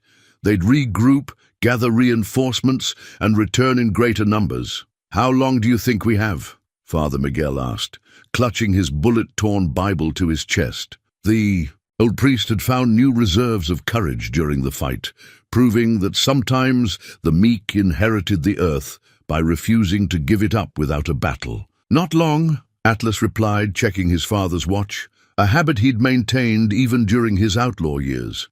Men like Carter don't like being made fools of, and they sure don't like having their plans disrupted by people they consider beneath. Them. They'll want to finish this before word spreads about what really happened here. Doc Henley finished bandaging Tom Crawford's wound and turned to face the group. "What exactly are we up against? If these people have the resources to impersonate federal agents, they're not just another gang of outlaws." Atlas's expression darkened as he considered the implications of what they'd discovered. The Brotherhood was never just about human trafficking.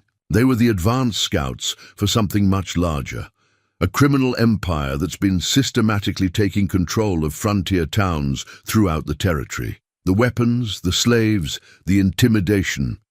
It's all part of a plan to create their own kingdom out here where federal law can't reach.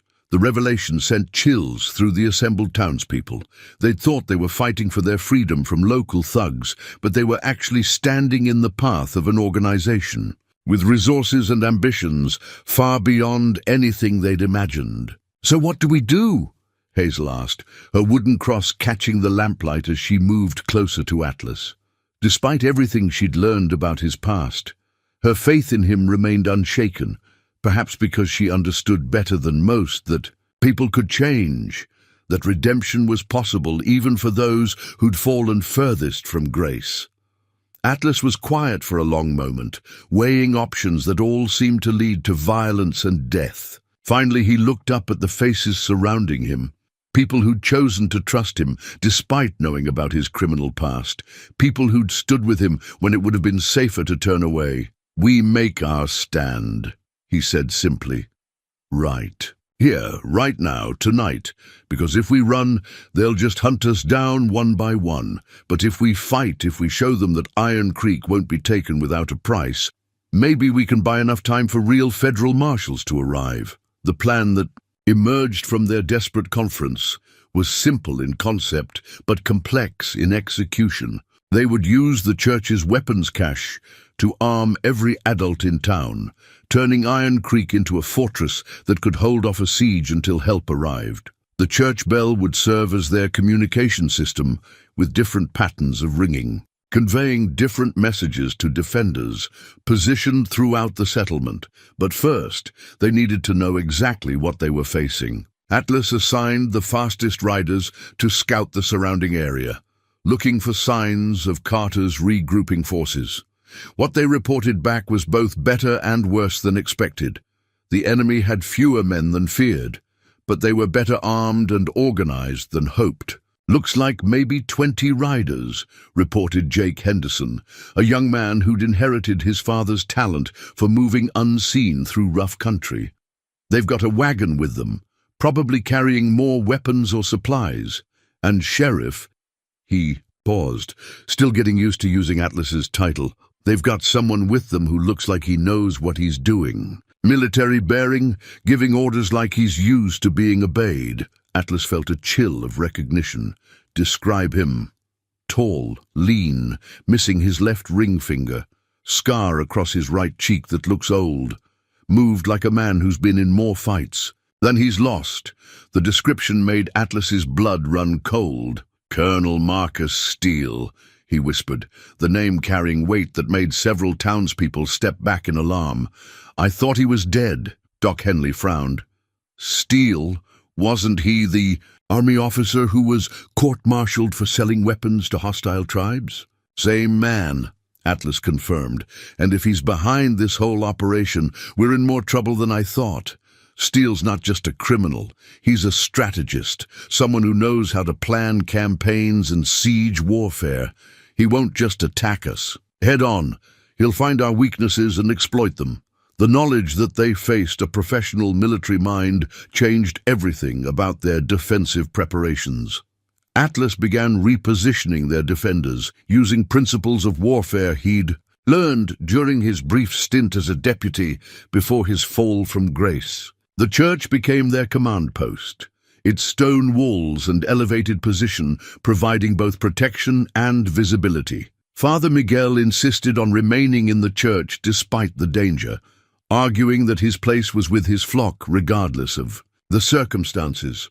"Besides," he said with a gentle smile, "if I'm going to meet my Maker tonight, I'd prefer to do it in his house." As the sun set behind the mountains and darkness settled over Iron Creek like a shroud, Atlas made his final preparations. He checked and rechecked every weapon, every position, every detail that might mean the difference between life and death for the people who'd chosen to follow him. But it was his private conversation with Hazel that revealed the depth of his transformation from outlaw to protector. He knelt beside her as she cleaned and loaded one of the smaller rifles from the cache, her young hands moving with disturbing competence, born of necessity. "Hazel," he said gently, "I need you to promise me something." She looked up at him with eyes that had seen too much for someone so young.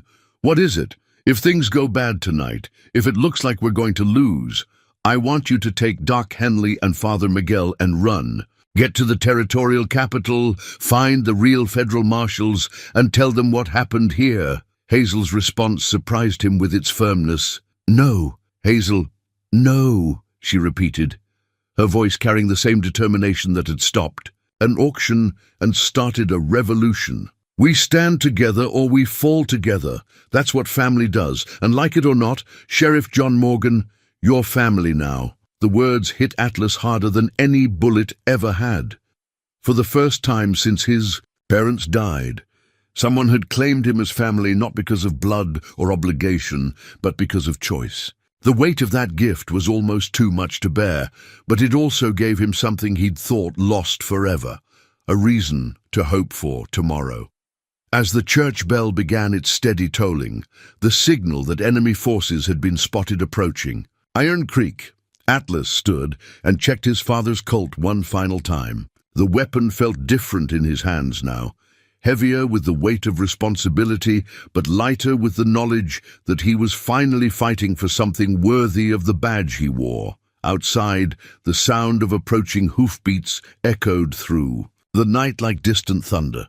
Colonel Steele was coming to claim his prize, but he was going to discover that the people of Iron Creek had learned something important over the past few days. Sometimes the bravest thing you can do is refuse. To be afraid. The final battle for Iron Creek was about to begin. The church bell's bronze voice rang out across Iron Creek like Gabriel's trumpet, calling the faithful to judgment. 3 long peals, followed by 2 short ones. The signal Atlas had arranged to warn the town's defenders that Colonel Steele's forces were approaching from the North Road. In response, lanterns winked out throughout the settlement as people took their positions, transforming the peaceful town into a fortress ready for siege. Atlas stood in the church bell tower, his massive frame silhouetted against the star-filled sky as he watched the enemy advance.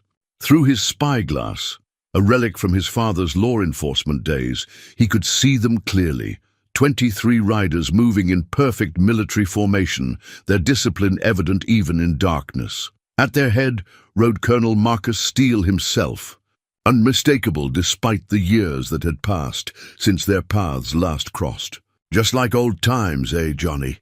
Atlas murmured to himself, remembering the last time he'd faced Steele across a battlefield. That had been during the war, when Atlas was still young enough to believe in causes and honor. Now, older and supposedly wiser, he understood that some battles were fought not for glory, but for the simple right to exist in peace. Below in the church, Hazel helped Father Miguel arrange medical supplies, while Doc Henley made final preparations for what they all knew would be a bloody night.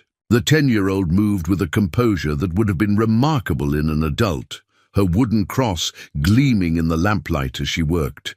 She'd insisted on staying in the church, despite Atlas's attempts to convince her to hide in the root cellar beneath the general store. "Someone needs to keep an eye on you grown-ups," she said, with the kind of practical wisdom that made Atlas wonder who was really protecting whom. The first shots came without warning, not from Steele's main force, but from snipers who'd infiltrated The town under cover of darkness.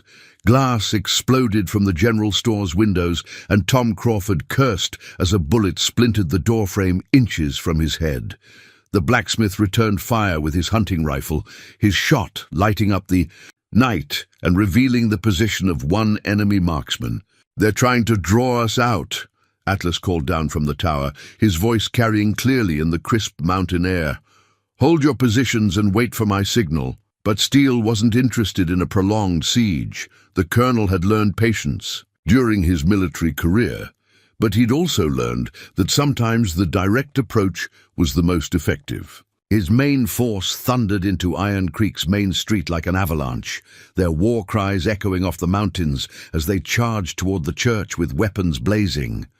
The defenders' response was immediate and devastating. Atlas had positioned his people well, using the town's buildings to create overlapping fields of fire that turned the main street into a killing ground. Mrs. Patterson, who'd never fired a gun in anger before this week, dropped one of Steele's men with a shot that would have made her late husband proud. Jake Henderson and his brother worked together from the saloon's second floor, their coordinated fire keeping the enemy from establishing any foothold in the commercial district. But it was the church itself that proved to be the strongest defensive position. Father Miguel had insisted that the house of God should be a sanctuary, but he'd also agreed that sometimes sanctuary had to be defended with force. The stone walls turned aside rifle bullets, while the elevated position gave the defenders clear sightlines across the entire town. Atlas descended from the bell tower as enemy fire began concentrating on the church, his boots ringing on the stone steps as he joined the defensive effort. His Colt spoke repeatedly, each shot carefully aimed and devastatingly effective.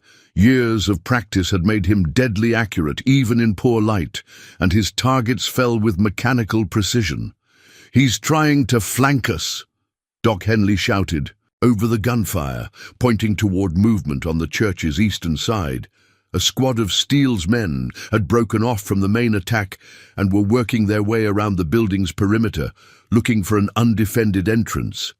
Hazel responded. Before any of the adults could react, she grabbed one of the rifles from the weapons cache and moved toward the church's side door with determination that made Atlas's heart skip a beat. "Where do you think you're going?" he demanded, catching her arm before she could step into the line of fire.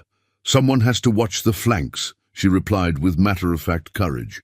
"You taught me to shoot, remember? Time to see if I was paying attention." The reminder hit Atlas like a physical blow.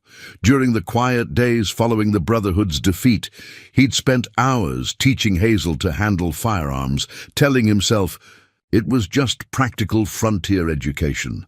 Now he realized he'd been preparing her for exactly this moment, when her ability to defend herself and others might mean the difference between life and death. "Stay low, watch your corners, and don't take unnecessary risks," he instructed, his voice carrying the weight of a lifetime's hard-won experience. "And Hazel, if things go bad, you run. Promise me." She looked up at him with eyes that held depths no 10-year-old should possess. "Only if you promise the same thing." Before Atlas could respond, the sound of splintering wood announced that Steele's flanking force had found the church's back entrance. The heavy oak door, which had welcomed parishioners for 20 years, exploded inward under the impact of a rifle butt wielded with military precision. The first man through the doorway died before he could raise his weapon, cut down by Hazel's rifle shot with accuracy that would have impressed a trained marksman. The second hesitated for a fatal instant, shocked by the sight of a child defending a church with deadly skill. Father Miguel's shotgun blast ended his surprise permanently. But more were coming, and Atlas knew they couldn't hold every entrance indefinitely. The church was strong, but it wasn't a fort, and Steele had enough men to probe every weakness until he found one that couldn't be defended. "Doc!" Atlas called over the continuing gunfire. "Time to ring the dinner bell." Doc Henley nodded grimly. and pulled a cord that connected to a special arrangement they'd rigged in the bell tower. Instead of the normal tolling pattern, the bell began ringing in rapid, irregular bursts, the signal for the second phase of their defensive plan. Throughout Iron Creek, the townspeople responded to the signal by implementing Atlas's most desperate gambit. They began setting fires. The fires that erupted throughout Iron Creek weren't random acts of destruction. They were carefully planned tactical strikes designed to funnel Steele's forces into predetermined killing zones. Tom Crawford's blacksmith shop went up in a blaze that could be seen for miles, but not before he'd removed all his valuable equipment and positioned himself in a concealment that commanded the main street. The saloon's front porch became an inferno that blocked one approach to the church, while strategic blazes in empty buildings created barriers that forced the enemy to move exactly where Atlas wanted them. Colonel Steele, watching his carefully, planned assault disintegrate into chaos, felt a grudging respect for the tactical mind opposing him. This wasn't the desperate flailing of frightened civilians. This was professional-level warfare being conducted by someone who understood how to use terrain and psychology to maximum advantage. "Who's running their defense?" he demanded of Carter, who was nursing his wounded shoulder while trying to maintain his authority over men who'd begun questioning his competence. "The one they call Atlas," Carter replied through gritted teeth. "But his real name is John Morgan, one of the Hellfire Gang survivors. Apparently he's found religion or some such nonsense." Steele's scarred face broke into a predatory smile. "Johnny Morgan, I remember that boy. Fought alongside his daddy at Antietam before the war went bad for everyone. If Samuel Morgan's son is running this show, no wonder we're having trouble." Colonel's respect for his opponent didn't diminish his determination to claim the weapons cache hidden beneath the church. Those military-grade firearms represented more than monetary value. They were the key to establishing the criminal empire he'd been building since his disgraceful court-martial. With that arsenal, he could arm enough men to carve out his own territory in the lawless frontier, creating a kingdom where his word would be absolute law. Inside the church, the battle had become a desperate struggle for every inch of sacred ground.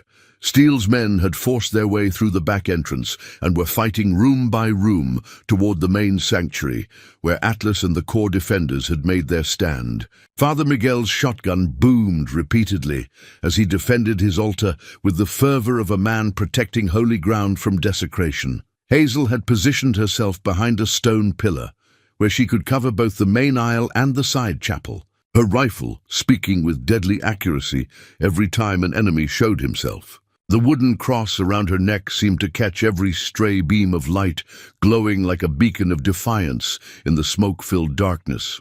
But it was Doc Henley who provided the battle's crucial turning point. As he moved between the wounded, tending injuries regardless of which side the victims fought for, he made a discovery that changed everything. One of Steele's men, dying from a bullet wound, gasped out a confession that made the doctor's blood run cold. "The Colonel, he's got dynamite," the man whispered, his voice barely audible over the gunfire. "Plans to blow the whole church if he can't take it. Doesn't care about the people inside." The revelation sent Doc Henley scrambling toward Atlas's position behind the communion table. "Sheriff," he called, dodging bullets as he moved. "We've got a problem. Steele's planning to blow the building." Atlas felt his heart sink as the implications hit him. If Steele was willing to destroy the church, to deny the weapons cache to others, then this wasn't just about greed anymore. It was about a madman's refusal to accept defeat. The Colonel would rather see everyone dead than admit he'd been outmaneuvered by a frontier town and a reformed outlaw. "How long do we have?" Atlas asked, his mind already working through their limited options. "Can't be sure," Doc Henley replied, pressing himself against the stone pillar as bullets chipped fragments from its surface. "But if he's smart, he'll wait until he's clear of the blast radius." The tactical situation had shifted completely. Instead of defending a position, they now faced the prospect of being buried alive in the building they'd fought so hard to protect. Atlas could feel the weight of leadership settling on his shoulders like a physical burden. These people had trusted him to keep them safe, and now their lives depended on decisions he had to make in the next few minutes. "Hazel," he called to, the girl who'd become the heart of their resistance. "Time to go. We need to evacuate the church before—" His words were cut off by the sound of splintering wood and a triumphant shout from the main entrance. Steele himself had arrived, flanked by his remaining men, and carrying a bundle of dynamite sticks that seemed to glow with malevolent purpose in the firelight. "Johnny Morgan!" the colonel called, his voice echoing through the sanctuary with the authority of a man accustomed to command. "I know you're in here, boy. Time to finish what we started all those years ago." Atlas stepped out from behind the communion table, his father's Colt held ready, but not yet aimed. The movement drew gasps from the defenders who'd thought their sheriff had lost his mind. But Atlas knew something they didn't. Sometimes the only way to win was to make your enemy think he'd already won. "Marcus Steele," he replied, his voice carrying clearly through the smoke and chaos. "Still blowing things up when you can't get your way, I see. Some men never change." The colonel's scarred face twisted into something that might have been a smile. "And some men change too much. Look at you, Johnny, wearing a badge like your daddy, pretending to be something you're not. We both know what you really are underneath all that righteousness." "Maybe," Atlas admitted, surprising everyone within earshot. "But I know what you are too, Marcus. A veiled soldier who couldn't accept that the war was over, so you decided to start your own." Steele's hand tightened on the dynamite bundle, his thumb hovering over the fuse lighter. "This conversation is touching, boy, but I didn't come here to reminisce. I came for what's mine. That weapons cache belongs to me. I paid for it with blood and treasure, and I'll be damned if I let a town full of farmers and a washed-up outlaw keep it from me." "Funny thing about payment," Atlas replied, taking a careful step forward. "Sometimes the price is higher than you think. Sometimes it costs everything you thought you were." The philosophical exchange might have continued, but Hazel chose that moment to remind everyone present that children see solutions adults miss. Instead of cowering behind cover or waiting for the grown-ups to resolve their conflict, she did something that shocked both sides into momentary stillness. She walked directly toward Colonel Steele, her small hands raised but empty, her wooden cross catching the firelight as she moved. "Mister," she said in the clear, honest voice that had stopped an auction and started a revolution, "you're standing in God's house with dynamite in your hands, planning to murder people who never did you any harm. Don't you think that's wrong?" The question, delivered with the straightforward moral clarity that only children possess, cut through the adult complexities of war and revenge and greed to expose the simple truth at the heart of the conflict. Steele found himself staring down at a 10-year-old girl who looked at him without hatred or fear, only a kind of patient disappointment that was somehow worse than any condemnation. "Get away from me, child," he said, but his voice lacked its earlier conviction. "This isn't your fight." "Yes, it is," Hazel replied firmly. "This is my home. These are my people, and you're trying to hurt them. That makes it my fight." The exchange gave Atlas the opening he'd been waiting for.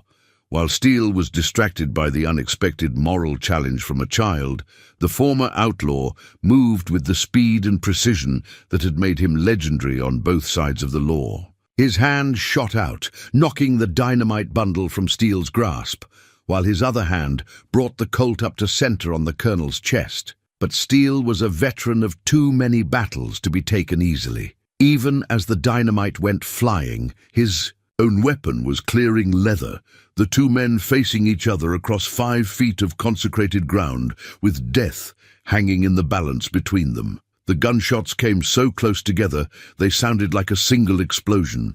Gun smoke filled the sanctuary, and for a moment no one could see who was still standing and who had fallen.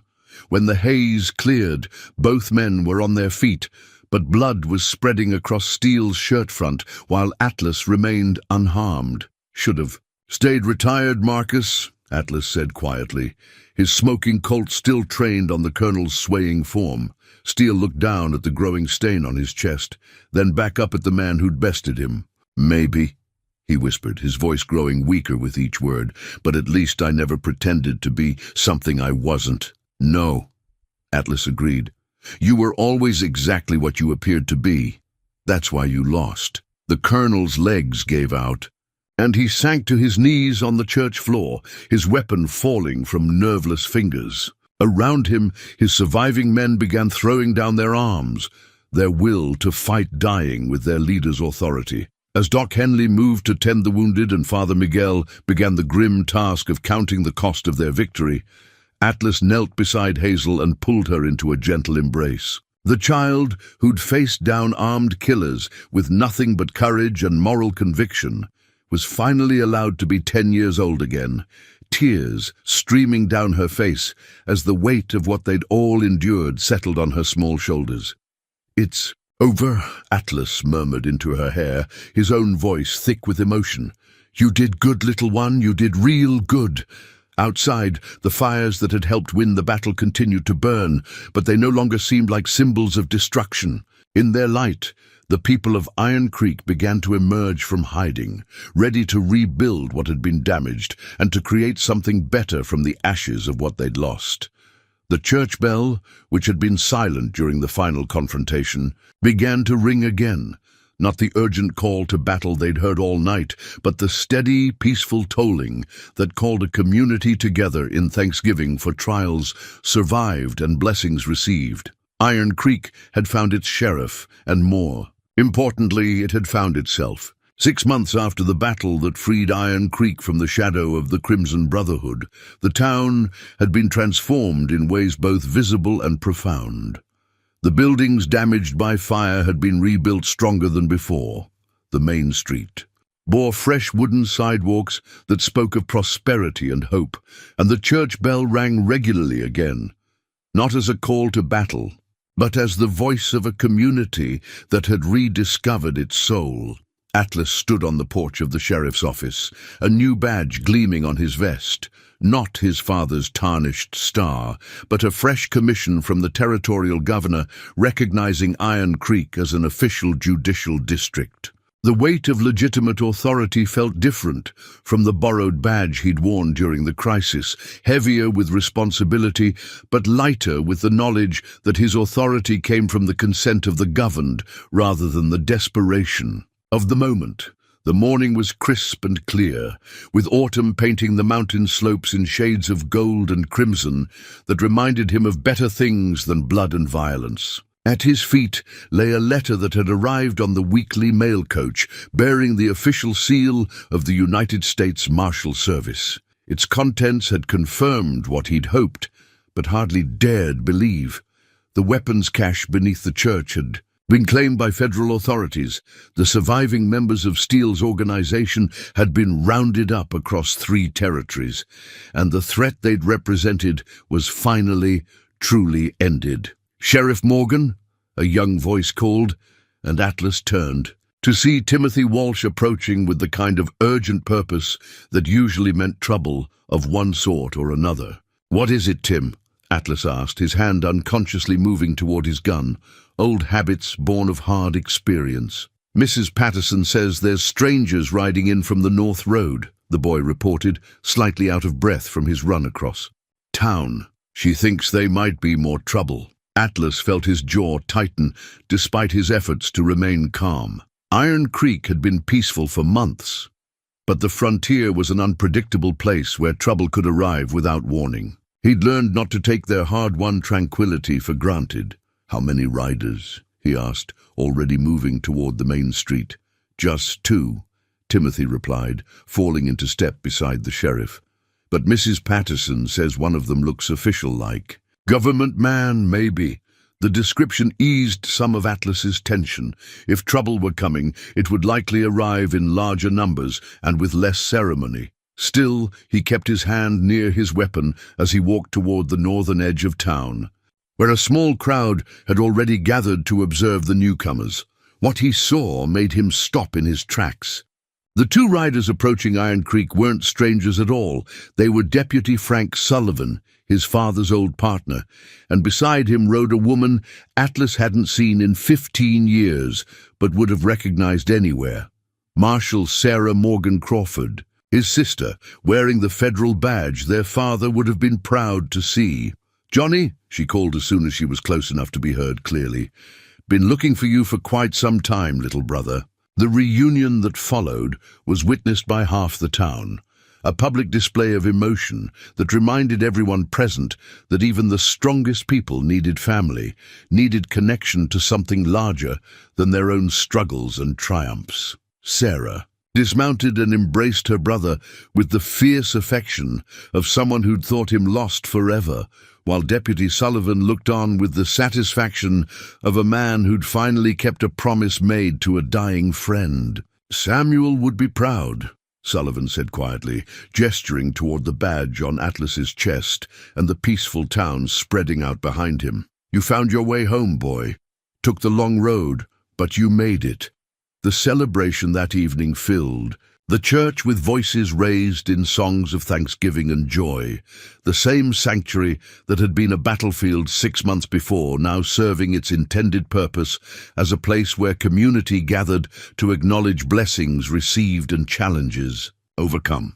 Father Miguel led the service with the quiet dignity that had carried him through the darkest times, his words carrying special weight for people who'd learned firsthand the difference between surviving and truly living. Hazel sat in the front pew, her wooden cross polished to a warm glow, and her face bright with the happiness of a child who'd found family in the most unlikely places. Beside her sat Atlas, no longer the chained giant of the auction block, but a man who'd discovered that redemption wasn't a destination, but a daily choice, a commitment to being better tomorrow than he'd been today.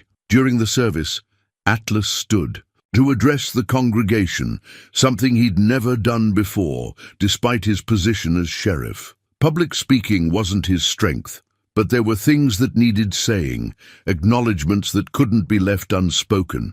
6 months ago, he began, his deep voice carrying easily through the sanctuary, I was a man without a home, without family, without hope for anything better than the life I'd made for myself. Today, I stand before you not as Sheriff Morgan, but as Johnny, your neighbor, your friend, your family. He paused, looking out at faces that had become dear to him through shared struggle and mutual trust. You didn't just save my life when you stood up to the Brotherhood. You saved my soul. You reminded me that good people exist, that courage is real, and that sometimes the bravest thing you can do is trust someone else to do the right thing. The response from the congregation was warm but subdued. These were frontier people who understood that actions mattered more than words, that the real measure of a man wasn't what he said, but what he did when the chips were down. After the service, as people began to drift toward their homes under a canopy of stars that seemed brighter than they had in years, Atlas found himself alone with Hazel on the church steps. The 10-year-old, now 11, and somehow both older and younger than her years, looked up at him with the kind of trust that was both humbling and inspiring. "Sheriff Johnny," she said, using the name she'd coined for him that perfectly captured his dual nature as both authority figure and family member. "Are you going to stay? Really stay, I mean, not just until the next bad thing happens." The question went to the heart of everything Atlas had been struggling with since his sister's arrival. Sarah had offered him the chance to return to his old life, to take a position with the Federal Marshal Service that would let him travel the territory, bringing justice to places that needed it. It was exactly the kind of work his father had done, exactly the kind of life Atlas had once dreamed of living. But that was before Iron Creek, before he'd learned that sometimes the most important battles were fought not on distant frontiers, but in the daily struggle to build something worth protecting. "I'm staying," he said, the words carrying the weight of absolute commitment. "This is home now, and home is where you stand your ground." Hazel's smile was brighter than the stars. Overhead, she reached up and adjusted the wooden cross around her neck, a gesture that had become as familiar to Atlas as his own breathing, and took his massive hand in her small one. "Good," she said, with the satisfied tone of someone who'd gotten exactly what she'd prayed for, "because Iron Creek needs its sheriff and I need my family."